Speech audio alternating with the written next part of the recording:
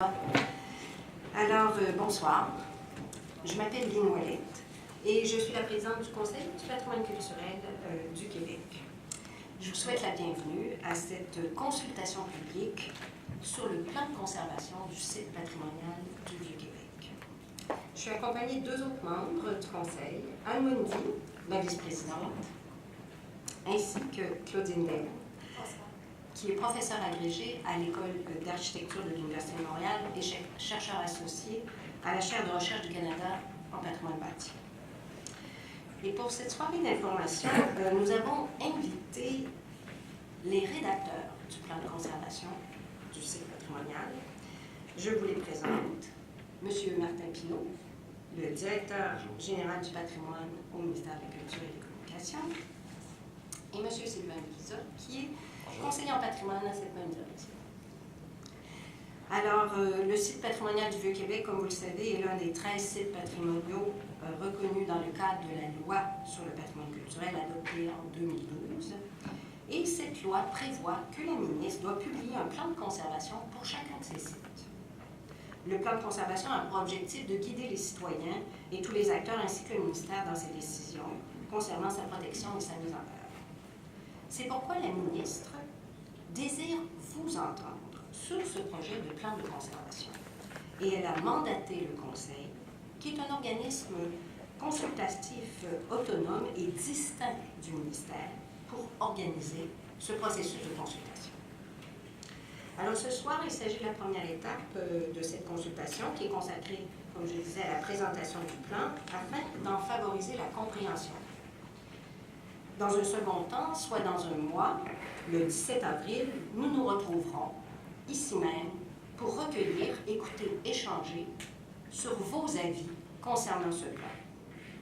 Ces avis peuvent prendre la forme de mémoires, de lettres ou de courriels, ou encore d'interventions orales, ou même en répondant à un questionnaire que nous avons mis en ligne sur le site du Conseil.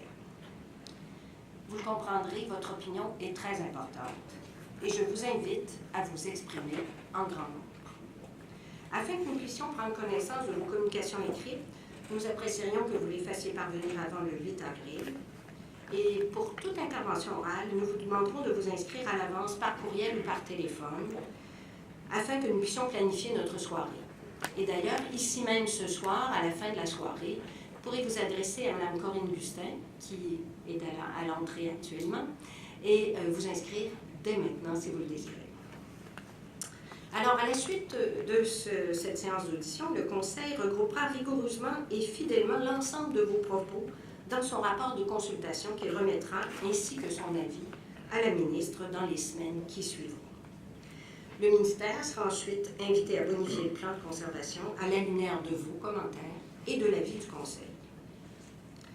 Cette soirée d'information est donc consacrée à la présentation elle-même du plan de conservation et vers 20h suivra une période de questions. Je tiens à vous mentionner que tous les propos sont enregistrés et seront diffusés sur le site du Conseil dans quelques jours. Je vous remercie à l'avance de votre intérêt et de votre participation et je vous souhaite une très belle soirée et un dialogue franc, fructueux, dans un esprit d'ouverture, de rigueur et de respect.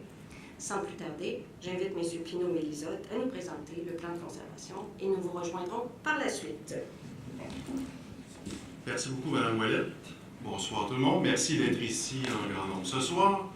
Je me présente, je m'appelle Martin Pinault, je suis directeur général du patrimoine et des immobilisations au ministère de la Culture et des Communications. Je suis accompagné de mon collègue Sylvain Lizotte, qui est historien de l'architecture et qui est le principal rédacteur des plans de conservation. La soirée d'aujourd'hui se déroulera en 5 temps. Le premier volet de la soirée, nous prendrons quelques minutes pour vous expliquer en quoi consiste la déclaration d'un site patrimonial. Le deuxième volet, nous vous expliquerons en quoi consiste la gestion d'un site patrimonial. Le troisième élément, nous discuterons avec vous, nous vous présenterons la façon dont nous concevons, dont nous réalisons les plans de conservation. Le quatrième volet de ce soir, ce sera bien entendu de vous présenter en détail le plan de conservation pour le site patrimonial du Vieux-Québec. Et le dernier volet à la soirée, comme le disait Mme Ouellette, nous serons en mesure de prendre vos questions afin de vous éclairer sur le plan de conservation du site patrimonial du Vieux-Québec.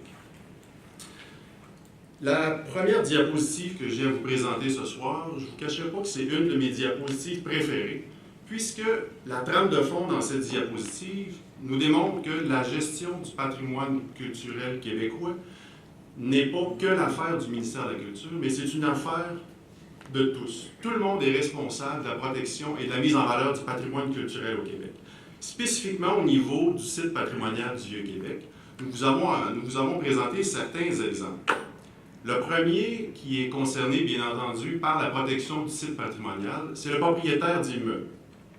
Sa responsabilité, bien entendu, réside en l'entretien et la préservation de son bâtiment.